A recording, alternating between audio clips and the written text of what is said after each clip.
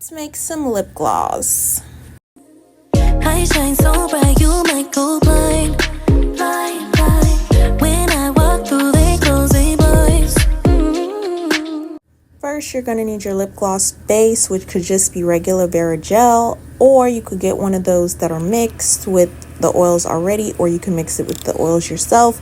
As you can see, I have a scale so I can measure all of this out so that I can have consistency within the business. Now, I'm going to be making two different colors. I'm going to be making a hot pink and a lighter pink. As we go, I'm going to show you how I do that. I sped this up so you wasn't sitting through a long video of unnecessary stuff. You should know how to add the base into a bowl and add oils. You're just going to have to figure out your recipe. So to this, I added some pink. And if I'm not mistaken, this was the hot pink. And then I added some white to make it a neutral, like pink color so that it actually sticks to your lips instead of being a clear color. And with this one, I was just kind of eyeballing it, but about 5 to 6 drops of white, and then about 3-4, give or take, depending on what the color is that you want for the actual like color to make it stick to your lips. Now that you've gotten it to the color that you want, we're going to add flavorings. I personally like to be able to smell the flavoring, but that's totally up to you. If I smell it, I know that it's fully in there and that you're going to smell it when you put it on your lips.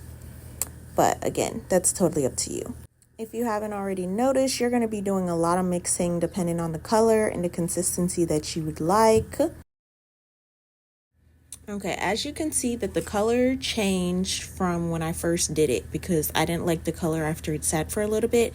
This one ended up being my more pigmented color, and the other one ended up being a lighter, like bubblegum-ish pink color, which I was happy with. After this, you're going to need some syringes and some gloves. I have this little tray that I can sit the tubes in to make it sort of easier for me to pour in the liquid without making a complete mess, which also requires me not to have pipettes, which is also an extra step depending on how you want to do it. So I went ahead and let the video just play at its normal speed just so you could see how I fill my tubes. Again, if you have pipettes, you're going to cut off the very top, which is kind of like a little ball. This way it could fit on the top of the syringe mouth. And then depending on how your tubes are, you're going to want to cut off the bottom so that you're not like forcing a whole bunch of air through the thing.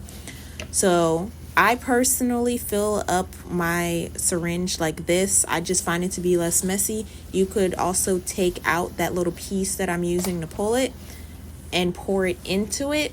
But I find that when you have to put it into the tube, it pushes a lot of air in there, and I don't want that. So this way I have a little bit more control over how fast or how smooth it goes in. It does take a lot more effort because I kind of have to like pull it up. But I mean, you give and you take in what you want to do.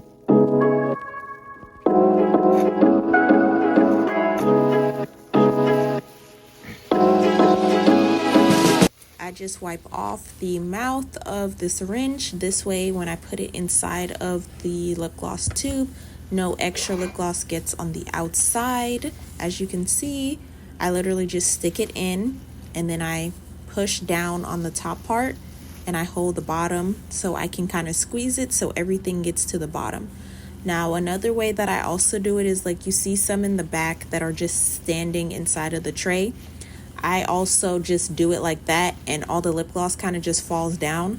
By the time I get done filling up that whole thing, I think it's like 16 or 20 in it. Most of the time I just go back and top off whatever wasn't at the top. Also, be careful to make sure that you don't make a mess on the outside of the rim because that does become very hard to clean off. I also have a video on how you can clean. I use alcohol, paper towels, and pretty much just go around the rim to make sure that it's nice and clean. I'll add that video in where I kind of like give you instructions on how to do that.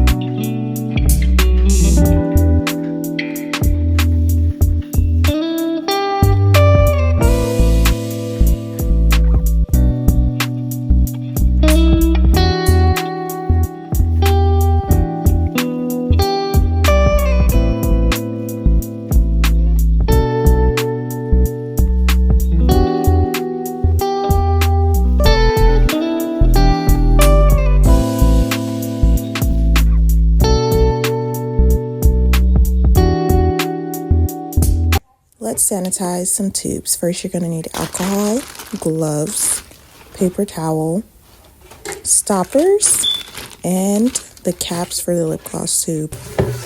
You're going to add alcohol to the paper towel. Next, you're going to clean the rim and the brim of it. I also double check to make sure there's absolutely nothing in between those little grooves of the lip gloss tube. You'll be surprised how much gets there. Next, we're going to add the stopper. With the stopper, we're going to also do the same thing. Add alcohol to the paper towel and clean off the top just to make sure that it's clean and there's nothing in between or on that cross contaminants or anything. Yes, we do change gloves in between every single step. Now we're going to add the cap. In this part, we're just going to do the inside since we want the cap on top of the tube. In the next step, you'll see why I just do the inside and I leave the rest for later. And now we're cleaning the outside and the cap of the tube, so when you get every single product, it's completely clean.